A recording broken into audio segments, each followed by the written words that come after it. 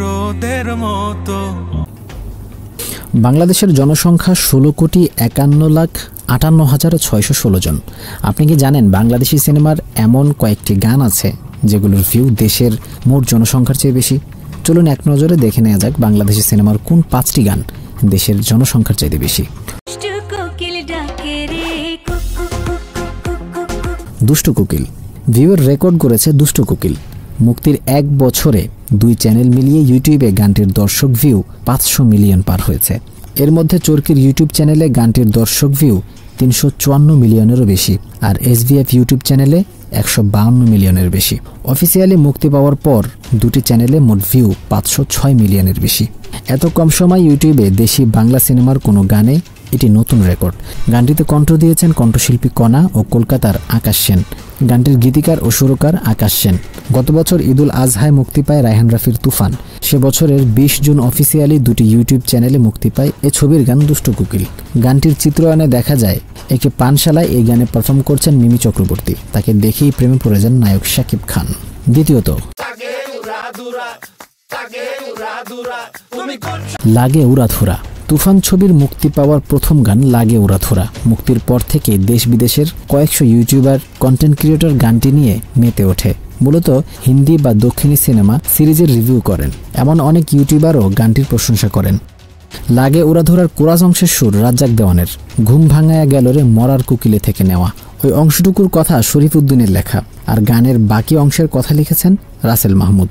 সুর ও সঙ্গীত করেছেন প্রীতম হাসান। কণ্ঠ দিয়েছেন প্রীতম হাসান ও দেবশ্রী অন্তরা। এখন পর্যন্ত চরকি 305 মিলিয়ন ও SVF এর ইউটিউব চ্যানেলে 98 মিলিয়নের বেশি ভিউ হয়েছে। 2 চ্যানেল মিলিয়ে গানটির ভিউ 404 মিলিয়নের বেশি। তৃতীয় নম্বর,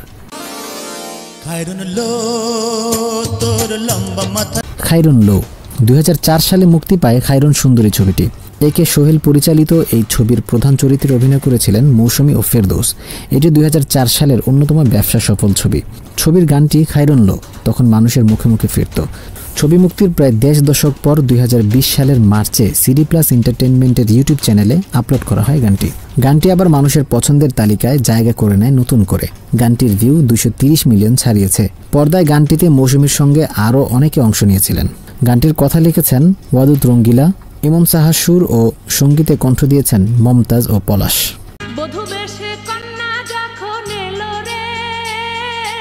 বধূ বেশে কন্যা যখন আইলো রে। 2001 সালে মুক্তি পাওয়া হৃদয়ের বন্ধন ছবির গান বধূ বেশে কন্যা যখন এলো রে। মমতাজ ও রথীন্দ্রনাথ রায়ের গাওয়া গানটি অনুপম মুভি সং ইউটিউবে প্রকাশ করা হয়েছে মাত্র 7 বছর। রিয়াজ, শাবনুর, অমিত ও কেয়া এই ছবির প্রধান চরিত্রে অভিনয় করেছিলেন। FI মানিক পরিচালিত ছবিটি বলিউডের ধরকান ছবির অনুকরণে তৈরি হয়েছে। মুক্তির পর ছবিটি আলোচনায় এসেছিল। ছবির গানটিও মানুষ পছন্দ করে। বধূ বেশে কন্যা যখন এলো রে গানটির সঙ্গীত পরিচালক শওকত আলী ইমন ও গীতিকার কবির বকুল। তোমাকে জানিয়ে দিলাম ও প্রিয়তমা। 2 বছর আগে মুক্তি পায় হিমেল আশরাফ পরিচালিত প্রিয়তমা। ছবিটি ব্যবসায়িকভাবে সফলতা যেমন পায় তেমনি ছবির গান ও প্রিয়তমা করে অনন্য রেকর্ড। গানটি মুক্তির প্রথম 3 মাসে ইউটিউবে 100 মিলিয়ন ভিউ পার করে।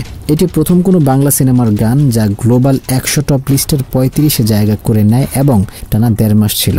ও প্রিয়তমা গানটি লিখেছেন আসিফ ইকবাল, সুর সঙ্গীত করেছেন আকাশ সেন। গানটিতে কণ্ঠ দিয়েছেন বালাম ও কোনাল। এই গানের মাধ্যমে দীর্ঘদিন পর আবার নতুন করে ছন্দে ফেরেন বালাম। গানটিতে শাকিব খানের সঙ্গে পর্দায় ছিলেন কলকাতার ইধি কাপাল।